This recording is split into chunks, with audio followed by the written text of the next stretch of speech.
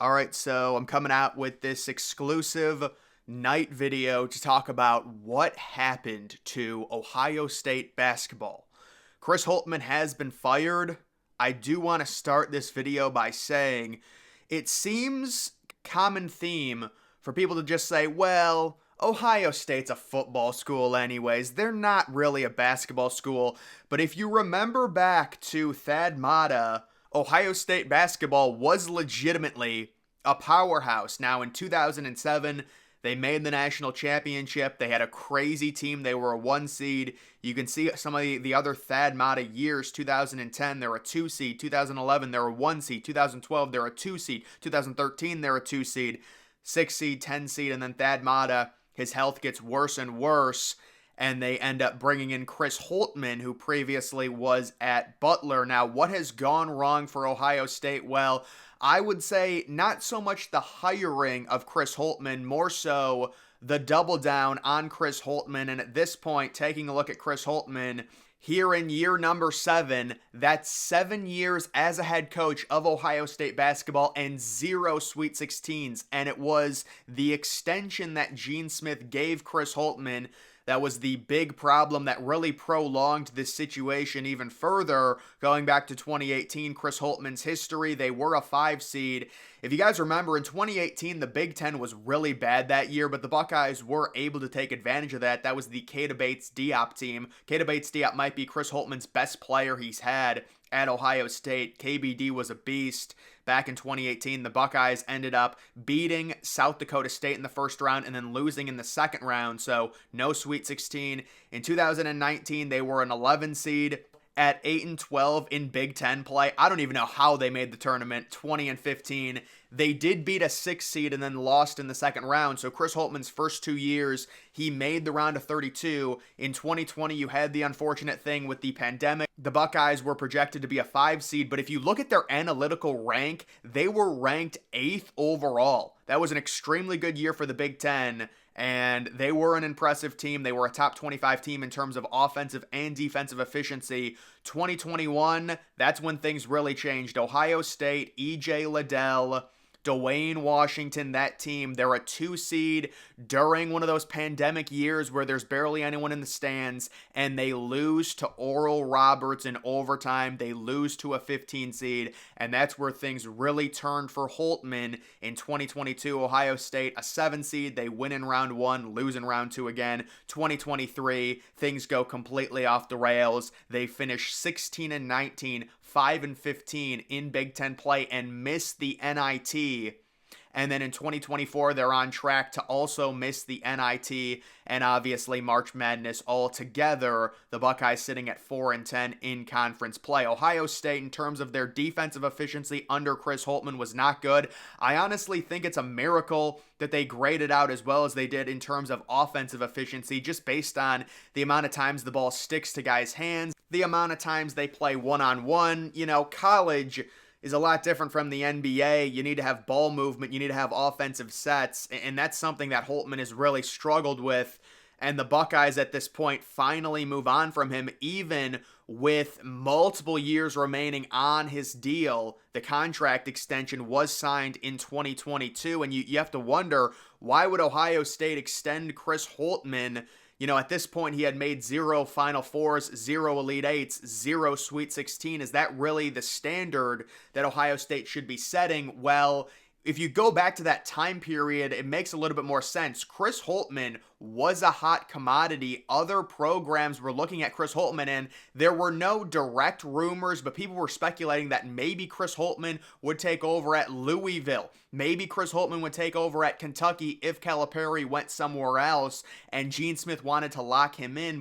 But I would say Smith made the fatal flaw of giving a coach a contract extension for really not earning it. You've got to earn an extension with minimum, I would say, a Sweet 16 run. And for Ohio State, even though the recruiting has been pretty good, I mean, every other year it seems like Ohio State, in terms of their basketball program, is bringing in around a top 10 class. It just isn't translating, and Chris Holtmann has had a big issue recruiting centers and actually having legitimate size I'm talking about guys that are like 6'11". Seems like his centers are always undersized outside of Caleb Wesson. Caleb Wesson was really good for Ohio State and Holtmann, but outside of him, it's been really tough for Holtmann to recruit bigger centers. They always have really small lineups, and that just doesn't work in Big Ten play. Like, imagine Ohio State facing Purdue and how bad that's gone. I can't tell you the last time Ohio State won at Michigan State. And now, I mean, you take a look this year, they even lost to Michigan, who's having the worst year in like the past 2 decades for Michigan basketball. So Ohio State, they do rip the Band-Aid off. This is what had to be done. They're bringing in the new AD from Texas A&M. People were speculating, would Gene Smith, because he gave Chris Holtmann that bad extension, because he hired him, would Gene Smith just stick with Holtmann until the new AD came in, which would really put Ohio State behind the 8 ball in terms of hiring a new coach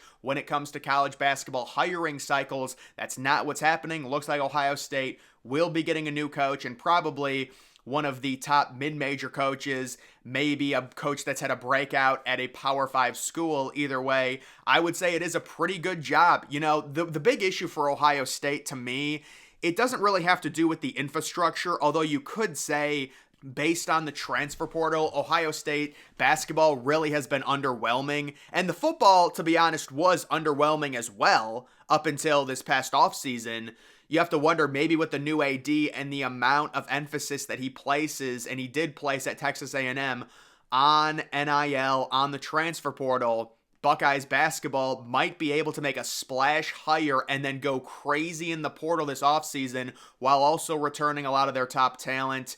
We will see when it comes to that, but either way, I think Ohio State's biggest problem is the arena that they play in, Value City Arena. Horrible atmosphere, one of the worst atmospheres in college basketball. They have big attendance issues. You know, you're talking about a capacity of around 18, 19,000. And for Big Ten games, the Buckeyes only drawing 7 or 8K, and they're lying about the numbers and saying, oh, it's 10 or 11,000 when the entire upper deck is completely empty. That's a dormant, that's a dead program, and that's where Ohio State basketball is right now. They should have never left St. John Arena. They should have gotten a big renovation to that. That was a basketball cathedral. Lot smaller capacity, lot louder, but they end up wanting the multi-purpose arena to be able to host concerts and other events like hockey.